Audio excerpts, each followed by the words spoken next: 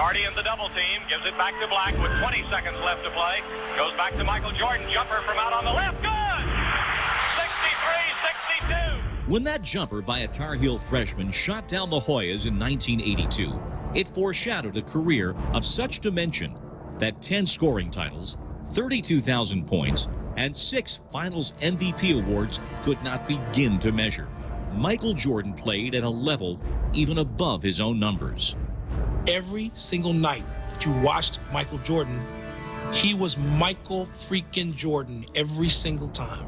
It's like going to the theater and never having an understudy and never having an off performance. When he came on the floor, people knew that they were in trouble. I just have a passion of trying even harder than the next person. My personality is I gotta win, and no one remembers losers. I've often said he's the Babe Ruth of the modern era. I mean, he's that great. He wants it better than everybody else. His talent is better than everybody else, but also his smarts of the game is better than everybody else. When you add all three of them,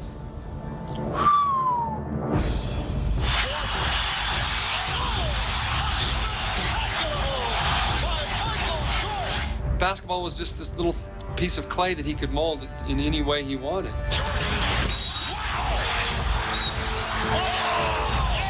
I would just grab my face and be like, oh my God, what did I just see? Michael Jordan puts on his show. Somehow, some way, Mike could end up with the last second shot, and he'd do it to you all the time. Michael hangs, fires. More than anything else, every year he got to the finals and every year he performed. And that meant that he reached the everyday human being in the United States. He had all of the media exposure that the other guys before him didn't have on internet, cable, satellite TV. Jordan off the spin to the scoop. He was the perfect sort of man of his times and exploded once and for all the myth that a black man could not be a predominant endorser. Like Mike, if I could be like Mike. I'm gonna be like Mike.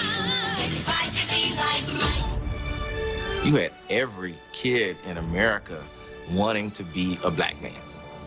And that's what was phenomenal. You couldn't box Michael, and his appeal was beyond African Americans. It was worldwide. I felt that he should stand for classic all-American values. So the first few endorsement deals we did Chevrolet, Coca-Cola, and McDonald's. That was his image, clean-cut, wholesome. He had it all. He's handsome, he's articulate. Michael Jordan was sent from Central Casting to be the ultimate athlete endorser.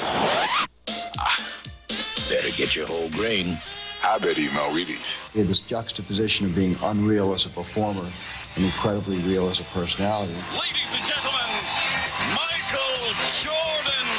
Because I'm good enough, I'm smart enough, and doggone it, people like me. You think about all the things that Michael Jordan's influenced, starting with the baggy shorts, the bald head, the shoes. It's gotta be the shoes. Shoes. You sure it's not the shoes? I'm sure, Morris. Fortune magazine says Jordan is responsible for soaring revenues, an estimated $10 billion during his career. For Michael, street credibility meant Wall Street, it meant Main Street, USA, and it meant 125th Street in Harlem. Globally, no one has done more to sell his sport and to make the romance of American athleticism a worldwide vocabulary than Michael Jordan. Twice, however, Jordan stopped speaking to the world from the NBA. The first time, he left the game to play minor league baseball in the wake of a family tragedy in 1993. His father's death was an incident that changed the course of basketball history. That's a team that possibly could have won 8 championships in a row. In 2001, 3 seasons after retiring, Jordan relinquished his presidency of the Wizards and returned to the hardwood. He hoped to lead his struggling teammates to the playoffs. But after 2 years in which he averaged 10 points below his career mark with Chicago, the 40-year-old battler was unable to lift the franchise into the postseason. Coming back as a player was part of his ultimately running the Washington Wizards. He felt he could bridge that gap between, what's considered old school and new school. For all his athletic grace, there were many moments when he lacked the requisite grace with teammates. The team really was like tired of the whole Michael Jordan thing. You screaming and yelling at us, you can't do it yourself anymore. So it doesn't hit the same way with us. You just as good as us now. 3 weeks after Jordan retired, Wizards owner Abe Pollin informed the best player of his time that he was no longer wanted in the front office. Jordan looks at Ted Leonsis, the minority owner who brought him into the deal, and says, "Thanks for getting me into this bleeping mess." It wasn't the exit for the greatest of all time. He's never going to put himself in a position where he can be fired. Therefore, he's going to own a team, and that's going to happen. By way of his court accomplishments alone, Michael Jordan remains a torchbearer of the American dream. However, his reluctance to take a prominent stand on hot-button social and political issues has caused some observers to question not only the extent of his impact on the wider community, but also the purity of his motives. His power is awesome in the American culture, and he chooses to use that power in terms of enriching himself.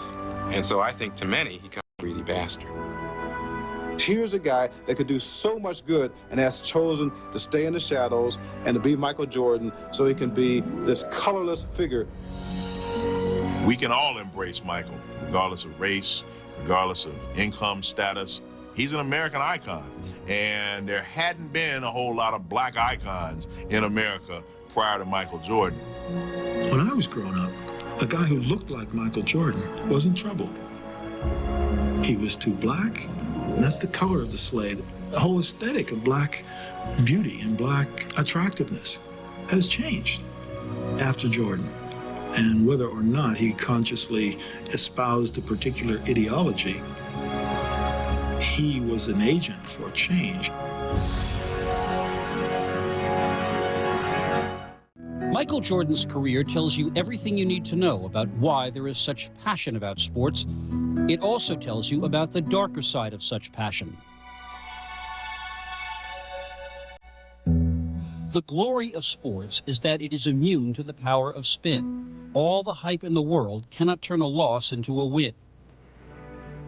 We can argue forever whether a president was a leader or charlatan, but we know a great athlete by the evidence of the record book and of our own eyes. So of course we celebrate Jordan. He was better than anyone else at what he did, and we want to cling to that memory. Maybe the NBA's ratings plunge in recent years is itself testimony to what we know is no longer there for us to watch in wonder. So what is wrong with celebrating such greatness? Nothing really, except when it is turned into a commodity that promises something that cannot be delivered. Some of these fantasies are familiar. Eat your Wheaties, buy a $200 pair of Air Jordans, drink your Gatorade, and will you really be like Mike? Well, maybe even a 13-year-old kid knows better. But what of the other idea that you can follow Michael Jordan's path to wealth and fame? The numbers are clear. The odds against a high school basketball player making it to the pros are more than 9,000 to 1. Yet in a survey taken back in 1997 when Jordan was at his height, fully 2/3 of teenage African-American males said they thought they could make a career playing professional sports. And this at a time when, thankfully, there are other role models, when young black men and women can see themselves in the president's cabinet, in corporate boardrooms, in operating rooms and courtrooms and war rooms. Yet these stories simply lack the power of the athlete as hero, the athlete as God.